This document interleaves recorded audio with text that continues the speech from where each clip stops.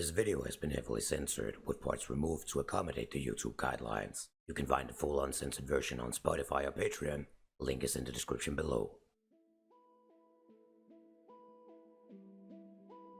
Japan. A modern society of highly dedicated and disciplined citizens. The world's third largest economy, and a country with traditions rooted deeply in ancient culture. The virtues of the Japanese people pertain to strong ambitions, immense work ethic, unquestionable sense of duty, as well as unbroken loyalty and obedience towards authority. What we associate today with Japan is a highly developed country known for its incredible nature and scenery, breathtaking architecture, pinpoint punctuality, influence on modern-day pop culture, the principles of omotenashi, and a vast amount of incredible high-tech implementations that serve the everyday life of its inhabitants.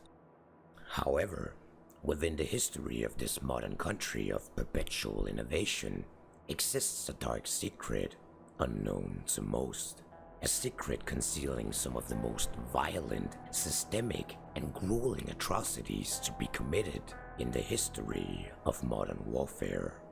A secret so convoluted that it remained unknown to the majority of the world until more than 50 years after its conception. Before you decide to move forward, I have to emphasize, this story is not for the faint of heart. If you wish to leave, do so now. You have been warned. This is the story of Unit 731.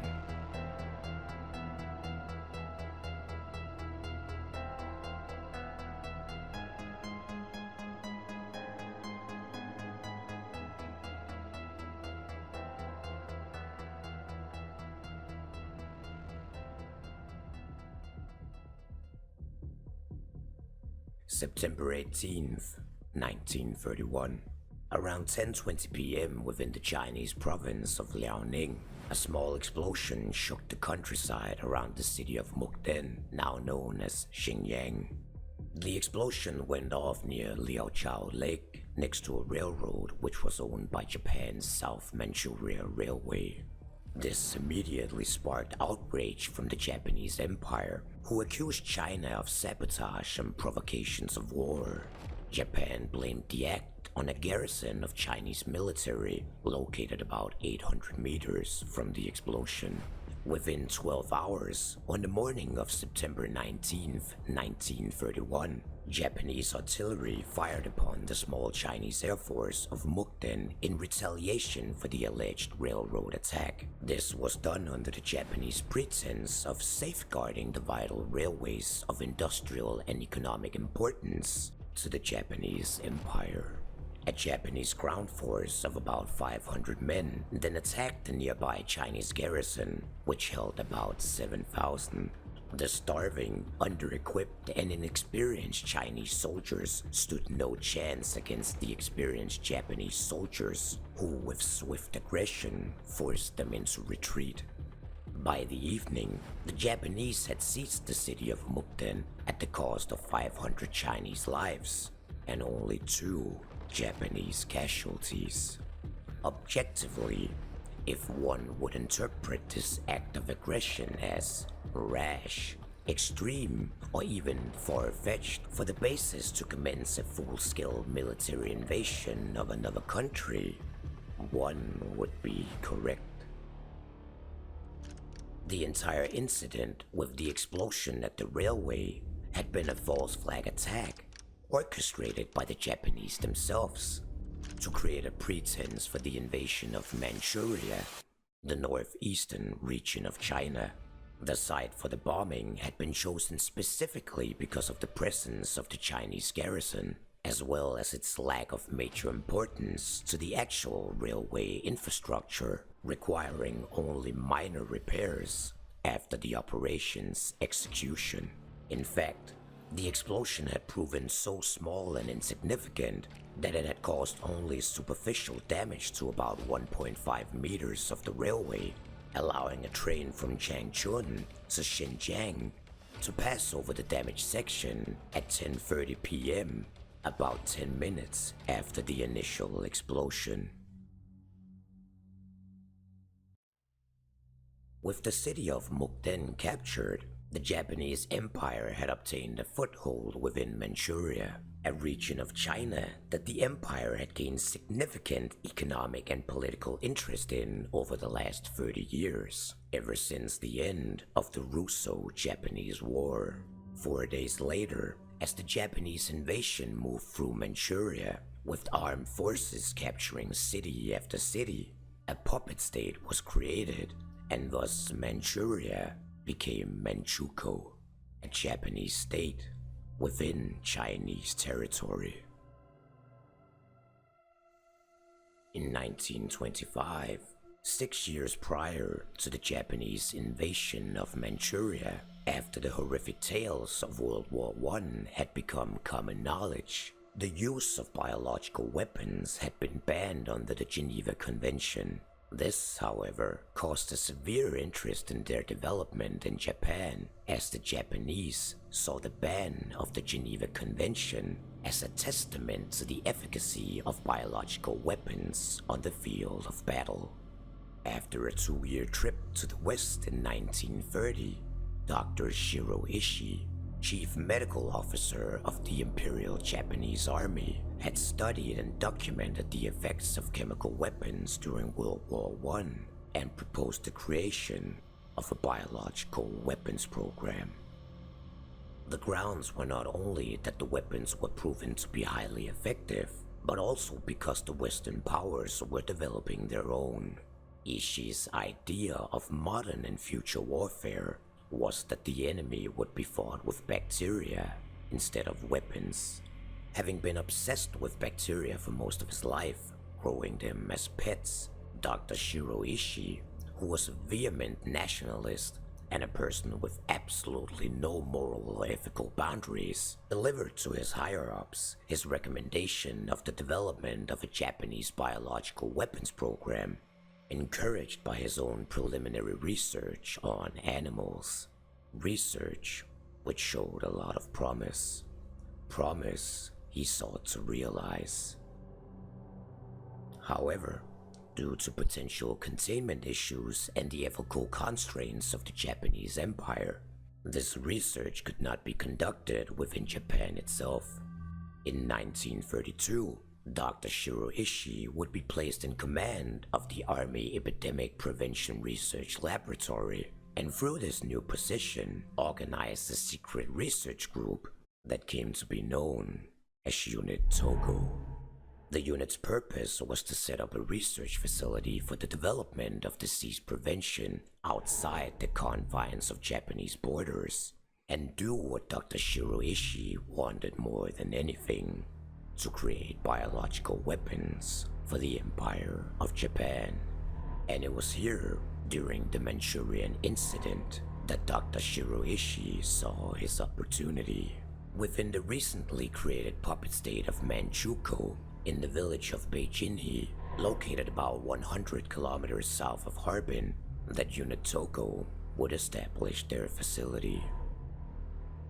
After the army cleared out the village, deported its inhabitants and burned down the surrounding areas, the construction of the designated Zhongma fortress would commence. The facility would contain a 3-meter-high wall with an electric fence on top of it. Within the compound, over 100 rooms and research facilities would be constructed by Chinese laborers. Each and every one of these Chinese laborers would be escorted blindfolded by armed guards, who made sure none of the workers knew where the worksite was. The laborers were forced to wear blinders while working, so they couldn't see what they were constructing. Those who worked on the innermost part of the facility, the most secretive part of the fortress, were, upon its completion, promptly executed to maintain secrecy. And finally, the research of Dr. Shiro Ishii, which for years had been confined to animals, was now ready to enter the phase of human trials. With a capacity of up to 1,000 people, The newly constructed Zhongma fortress could house a massive amount of research subjects. However, its secluded location within China was chosen for two specific reasons. One, the advantage of separating the research of the banned weapons program from the island of Japan, allowing for potential plausible deniability should the situation ever become compromised. And two, essentially unlimited access to Chinese individuals, which they intended to use as human subjects. The Japanese viewed the Chinese people as subhumans, and therefore a no-cost research resource. As Dr. Shiroishi himself said, the Chinese could be picked from the streets like rats. Though most likely a euphemism for the availability of subjects, the implications of Dr. Shiroishi's words are apparent. The Chinese were nothing but animals to the Japanese. They were the enemy, and they were expendable. In the eyes of the Japanese, the only way a Chinese person could suffer an honorable death was if they gave their life for the cause of science. A large operation of collection then commenced. Chinese people of all kinds, ranging from common criminals, anti-Japanese partisans, political prisoners, and even just regular people, would be rounded up on trumped-up charges and transported to the prison camps within Zhongma Fortress. Here, the prisoners would surprisingly be well fed on a diet of rice, wheat, meat and fish, and even occasionally alcohol, making sure they were in normal health. Not because the Japanese cared for them, but because they needed the prisoners to be healthy so the experimentation could begin.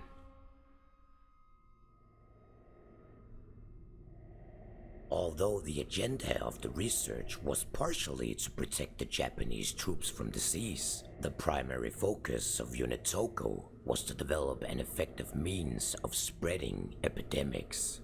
But to develop that, Shiroishi deemed that the human body and its capabilities, as well as resistance to trauma, had to be thoroughly understood. With a clear agenda established, a long list of inhumane and downright sadistic protocols for human experimentation then commenced. The roughly 500 to 600 prisoners collected within the Zhongma fortress were about to descend into a physical manifestation of hell on earth. The early stages of experimentation saw prisoners fixated to gurneys and slowly had their blood drained while their vital signs were monitored. Some of these experiments would take days, where careful records of the subject's slow physical decline was carefully documented. To understand the mechanics and physical effects of starvation, some prisoners were deprived of nutrients, slowly starved, while their demise through a slow and agonizing death was documented thoroughly. Others were denied water to simulate the effects of dehydration. These people would die of thirst, while the researchers made sure to record every step of physical and mental decline in the process. Other prisoners would be infected with both microbes and plague bacteria to observe their effects on the human body. Records suggest that subjects who didn't directly die from the exposure were vivisected to gain a deeper understanding of the microbial effects on both organs and tissues. Some of these prisoners were lucky to be sedated and unconscious. Others were wide awake.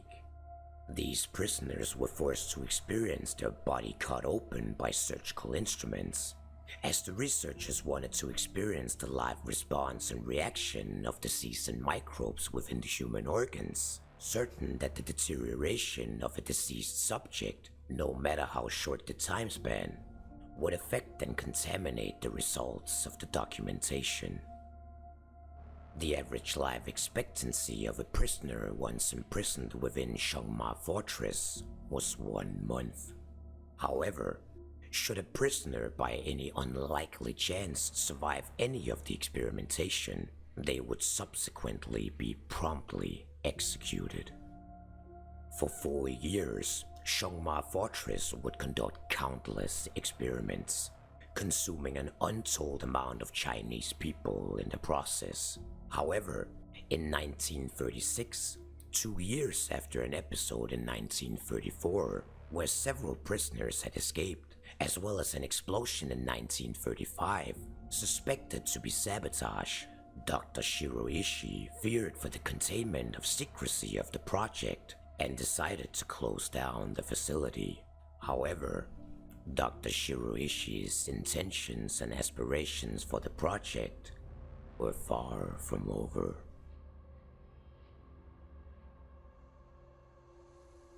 After direct approval of the expansion of the Biological Research Unit by Emperor Hirohito himself, the Zhongma Fortress was destroyed and its facility moved further north to a position about 24 kilometers south of the city of Harbin in the district of Pingfang.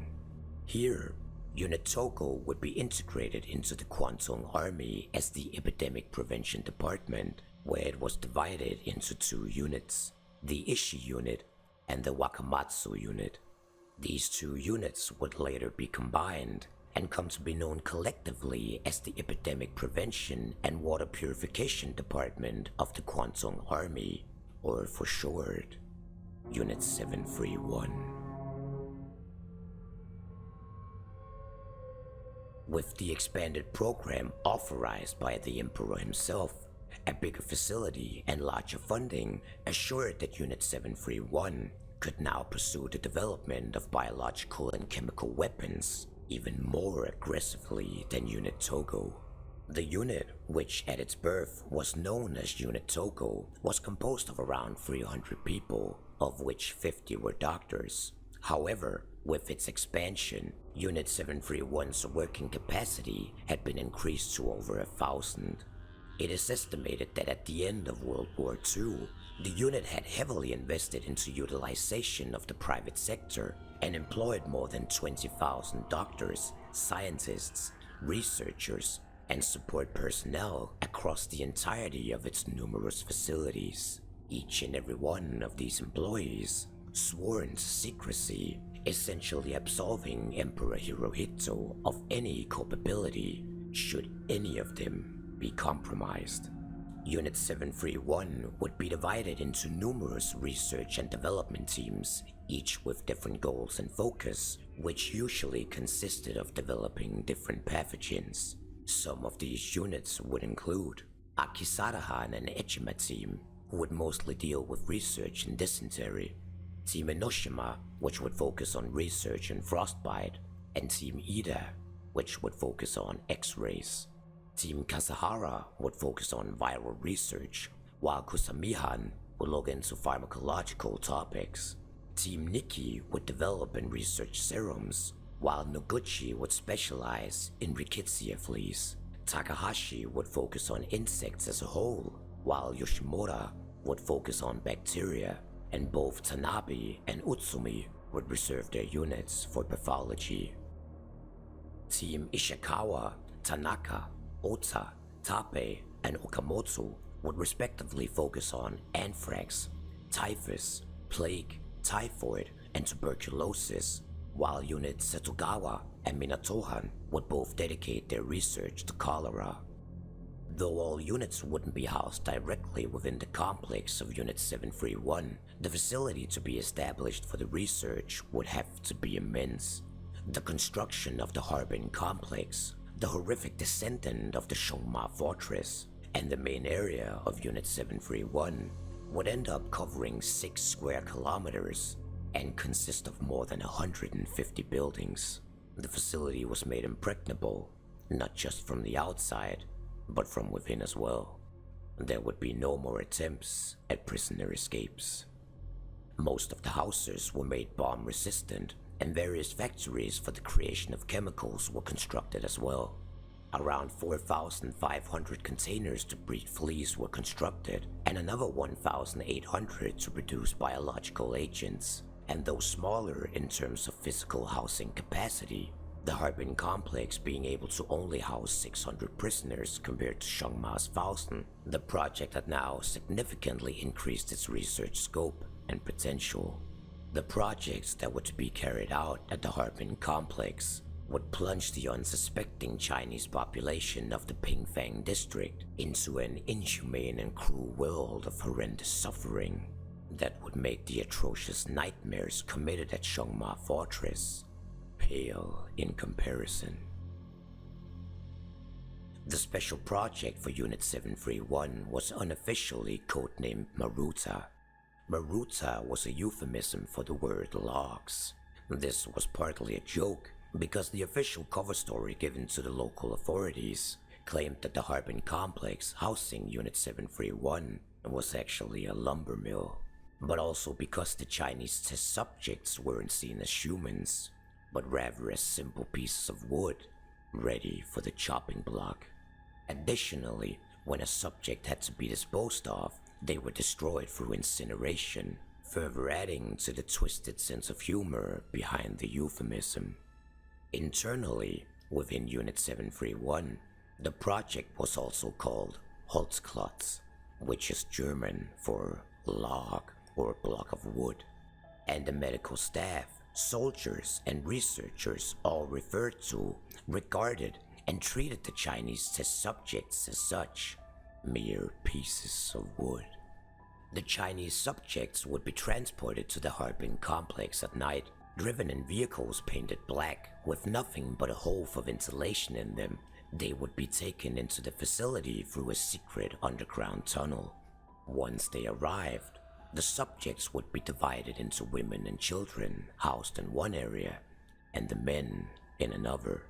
They would then be sampled through blood and stool samples, while their kidney functions as well as other physical data would be used to determine their health. Once deemed healthy for experimentation, the prisoners would lose their names, given only a 3-digit number to describe them, which they would retain until death. As the complex was filled with Chinese prisoners, the researchers and their inhumane experiments would begin. Similar to Unit Togo, the research was comprised of atrociously inhumane and cruel methods of torture in the name of science, but this time on a far greater scale. Subjects were injected with various infectious diseases such as syphilis, gonorrhea, and plague, which were masqueraded as vaccines. The unaware subjects would then be observed to clearly determine the outcome of the disease's potential. And just as with Unit Togo, the subjects would then be vivisected alive to determine the disease's influence on the subject's organs. Other experiments, where the subject would also be vivisected alive, seemed to be conducted where the sole objective was to observe the bodily reactions to surgical trauma. Others were done primarily to allow the doctors to practice surgical procedures. The screaming of the patients would be stifled by stuffing the subject's mouth full of rags or gauze. These surgeries would all end in death. Other vivisections would simply function as educational material for new and aspiring medical practitioners. Testimonies from the Harbin complex reflects that live subjects would be vivisected on display for the staff to showcase exactly where they, for example, would find the liver, the kidneys, and the still beating heart of the live human subject. These procedures could last for hours, and when the subject would finally pass from the physical trauma, they would be dumped into a hole and a new prisoner would be brought in. One of the doctors at the Harbin complex claims in a testimony that he himself had performed more than 1,000 vivisections.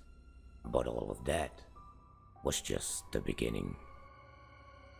In some of the more disturbing tales of modern science, records reflect that some prisoners had their limbs amputated only to study how long it would take for them to succumb to blood loss. Others had their legs or arms removed only to have them reattached on the opposite side of their body. Others had their stomachs surgically removed and their esophagus reattached directly onto their intestines. Even more horrendous was the fate of the female prisoners. There has never been any documented survivors of Unit 731, neither men, nor women, nor children. It is horrifically obvious that the experiments conducted weren't solely restricted to the development of biological or chemical weapons, nor with the intention of creating medicine.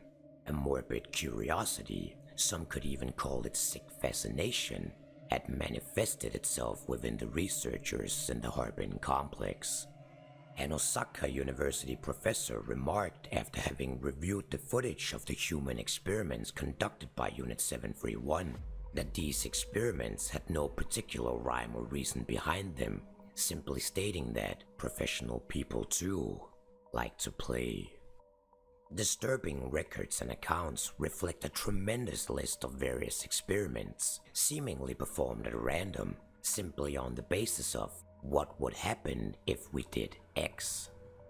These experiments included exposure to low-pressure chambers until the subject's eyes pop from their sockets, experiments related to determining the relationship between temperature, burns, and human survival, subjects hung upside down until death, several degrees of electrocution, subjects being put into large centrifuges and spun until death, injections with animal blood, namely horse blood, injections with different types of human blood to provoke responses, exposure to lethal amounts of X-rays, injections of seawater, mummifications where the subjects would be placed under hot fans and exposed to high temperatures until they would sweat themselves to death. Records reflect that the body weight of subjects deceased through this method would be a total of 1/5 of their original body weight. Exposure to different types of toxins were also among the experimentation, namely the exposure to tetrodotoxin from pufferfish, heroin, Korean bindweed and ricin, to name a few. Other experiments, however, saw both the subjects burned and buried alive.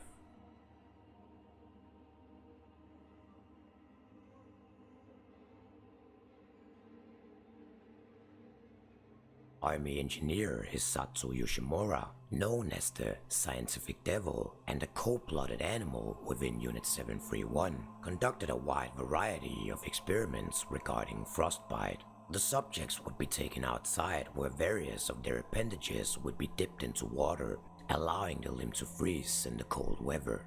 Once completely frozen, Yoshimura himself would strike the affected area with a stick, which emitted a sound resembling that of hitting a wooden board, ensuring that the appendage indeed was completely frozen. The ice would then be picked away from the appendage before various treatments, such as being doused in water or exposed to the heat of fire, would be applied. Another one of Hisato's horrendous experiments involved putting two naked men into an area of 40 to 50 degrees below 0 degrees Celsius. Researchers would then film the process as the two men gradually died to exposure. The process of succumbing to the cold slowly drove the men insane, suffering such agony that they eventually began digging their nails into each other's skin. Hisato's lack of remorse was well established, even within the Harbin complex. Another one of his experiments documented the time it took for 3-day-old babies to freeze to death. Hisato Yoshimura would go on to publish several research journals based on the experiments conducted within Unit 731.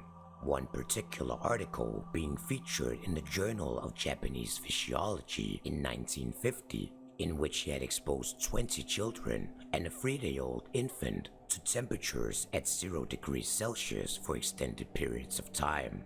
However, this brief synopsis doesn't even begin to encapsulate the total number of experiments, nor the scope and severity of the psychopathically sadistic approach to human experimentation conducted within Unit 731.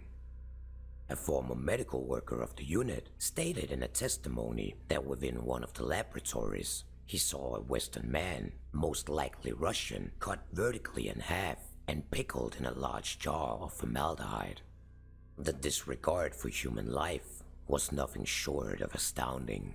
For example, Should a researcher want to examine a select organ, such as the human brain, guards would simply collect the prisoner from their cell. One guard would then hold the prisoner down, while the other would split their skull open with an axe. The brain would be given to the pathologist, and the corpse of the subject would be incinerated. According to personal testimony from a certain Mr. Manchukuo, a medical auxiliary that participated in the atrocities committed within the Harbin complex, guards would often carry out their own experiments as well. Japanese soldiers as young as 15 years of age would allegedly test the sharpness of their swords on prisoners through attempted beheadings. These attempts would often fail, as the swords were poorly maintained and rusty, leading to gruesome maimings and slow, agonizing deaths rather than immediate execution. The testing of conventional weapons within Unit 731 was also immensely extensive. To further the agenda of the Japanese Empire, understanding the damage inflicted by modern weapons in warfare was crucial for two main reasons. One, to determine their efficacy on the field of battle against the enemies of the Empire, and two, how to most effectively treat these wounds and injuries of Japanese soldiers should they occur in the field. These experiments included, but were not limited to, bayonettings of different body parts, as well as the testing of knives on live human subjects, incineration by flamethrowers, testing of live grenades at various distances, as well as shrapnel bombs and conventional explosives. These weapon tests would be carried out by tying up prisoners to stakes at a test site, placing them at predetermined intervals before the specific bomb would be detonated. Once the bomb had exploded, the damage done to the prisoners would be assessed. The procedure resulted in surgery for most and autopsies for the rest. The same procedure was used to test the efficacy of pathogen-releasing bombs and chemical weapons.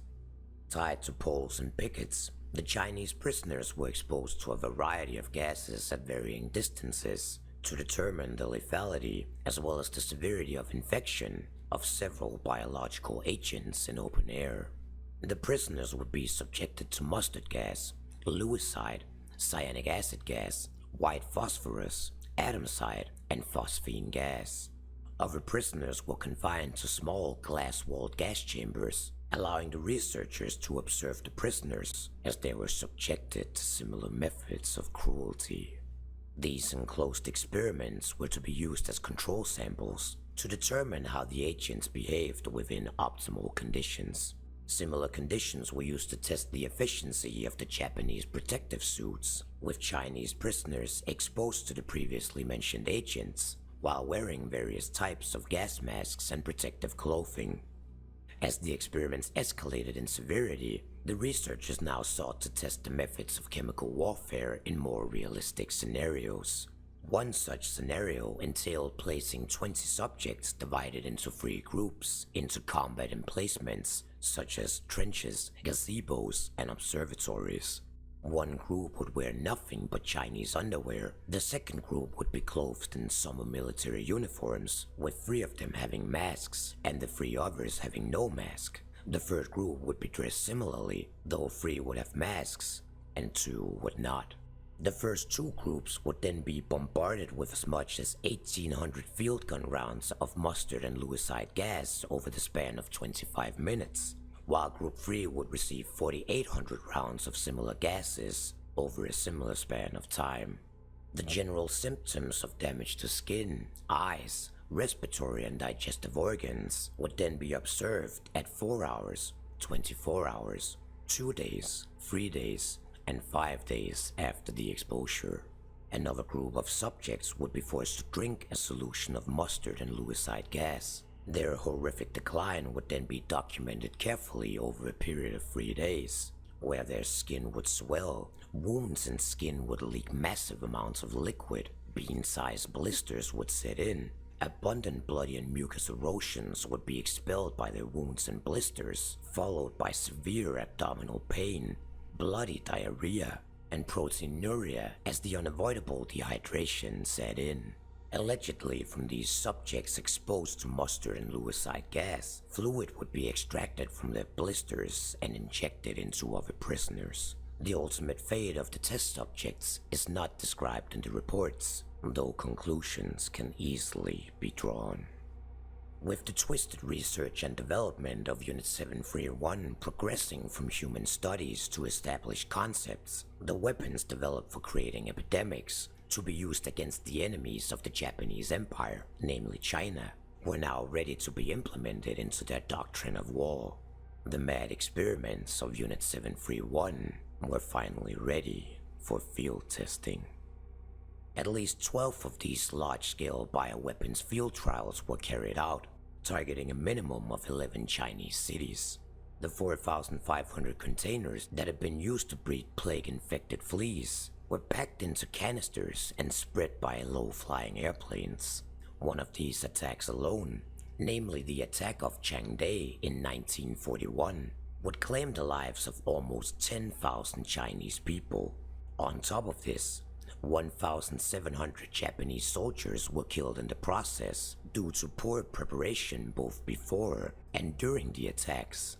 These Japanese soldiers would be scientifically cannibalized, subjected to experiments under Unit 731 as well. The biological attacks of Japan would grow wider and wider in terms of their method of execution. Infected food supplies and clothing were airdropped by planes into areas of China, where the unsuspecting Chinese people happily embraced the gifts. Agriculture, reservoirs, and wells were contaminated with anthrax, plague, typhoid, cholera, and other pathogens. Poisoned food and candy were handed out to the local Chinese inhabitants as well, while bombs carrying plague-infected fleas were continuously being dropped on cities and villages. To observe the efficacy of each individual approach, Japanese researchers in protective suits would be present at the sites, examining the dying victims to track their progress going through each of the different infections. The researchers at Unit 731 concluded at the end of their first field test, paratyphoid fever was the most effective of the pathogens. Several peer-reviewed research journals were published by researchers among Unit 731, entailing the process and results of the absurd and twisted horrors inflicted upon the human prisoners and subjects. However, only in the journals they were noted to have used Manchurian or long-tailed monkeys in the experiments, not Chinese prisoners. Though the history is unclear and foggy, with several sources indicating conflicting numbers of casualties, the atrocities committed are undeniable. At least 10,000 prisoners are suspected to have met their demise within the confines of the Harbin complex. However, it is estimated by the Chinese government that around 580,000 Chinese people died as a byproduct of the research on biochemical weapons developed by Unit 731, though this number is contradicted by the American historian Sheldon H. Harris, who claims a number at around 200,000. Dr. Shiro Ishii's intentions had throughout the entire Pacific War been to end the conflict with the Allies through the means of biological weapons. The attempts, however, would be foiled at every turn.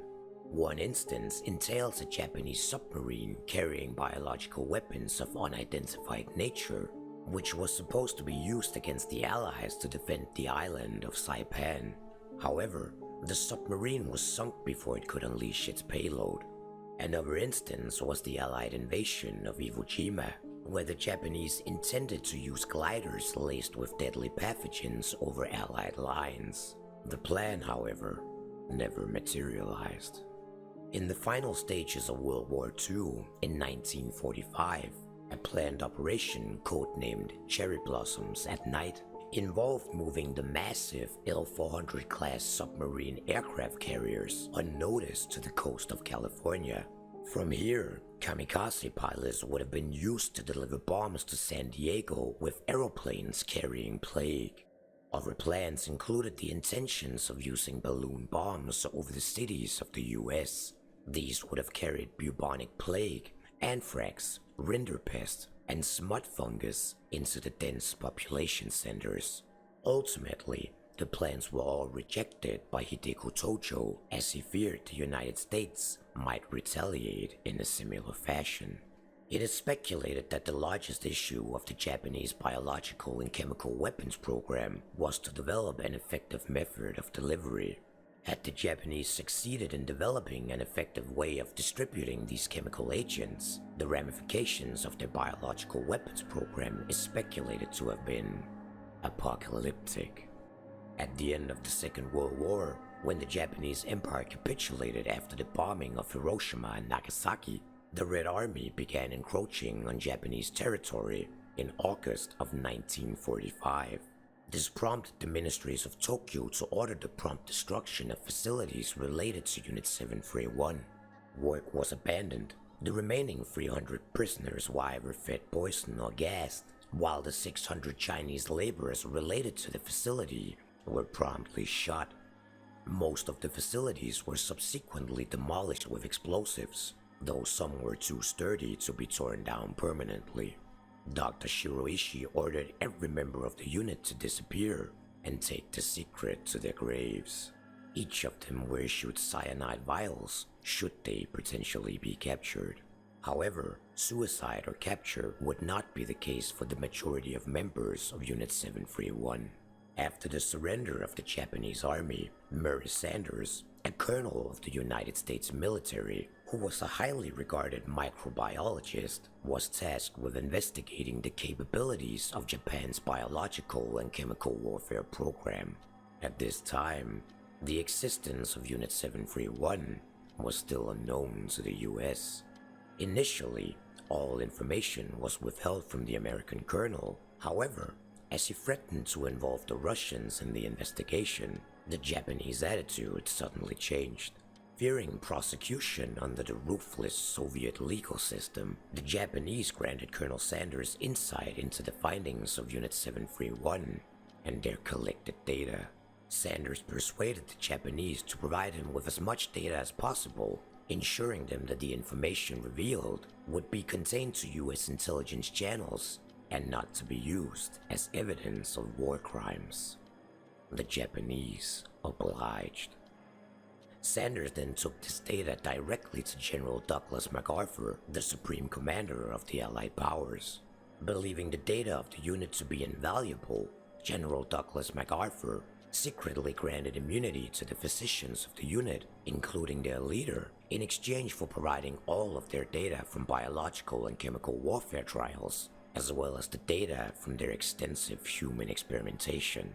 The only condition was they could not share it with anyone else, not any of the allies of the US, and certainly not the Russians. All this data, research, and information provided by Unit 731 remained unknown to most public officials until the 1980s. Though several trials were held in the aftermath of World War II regarding Unit 731 and its horrific crimes against the Chinese, ultimately, very few convictions would actually be enforced. Out of the 3,707 known members, only a handful saw convictions. The majority of Unit 731, its physicians, staff, and soldiers would, through the secrecy and discretion of the United States, avoid prosecution, imprisonment, and death, remaining free to live the rest of their lives without ever facing any consequences of their actions. It is estimated that the Japanese biological weapons program was by far the largest during World War II, outrivaling that of France, Hungary, Italy, Poland, and the Soviet Union combined. This leads to an interesting footnote in mankind's history, though perhaps a story for another time.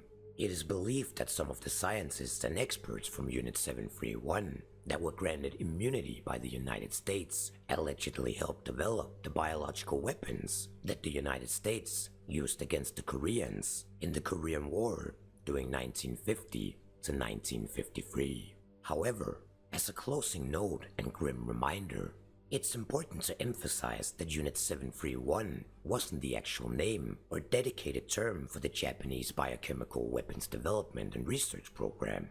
Unit 731 is just the unit that has been uncovered the most. Even more important is it to underline that even though an enormous amount of testimonies, reports and intel have been collected on Unit 731 over the years, major portions of the overall program might not have been uncovered. Magnitudes of intel provided by spies and information intercepted in the US was initially neglected, deemed irrelevant on the basis of language barriers and a condescending attitude towards the competence of the Japanese. The severity, scope, and actual capability of Japan's biological weapons program was severely underestimated by the West, who, by all indications, did not expect what they deemed a less developed nation to be able to carry out such extensive research and development. Not only that, the program's secretive nature, Japan's exceptional information control, the choice of facility locations outside of Japan, the dedication to destruction of evidence, Japan's commitment to underplaying their own capabilities, as well as the project's fragmentation into smaller units, which allegedly had subunits attached to them as well, makes it almost impossible to determine the actual scope of Japan's biochemical weapons program. This means that for all intents and purposes, what we know about Unit 731, the units attached to it, and the Japanese biochemical weapons program as a whole, might only have been the tip of the iceberg.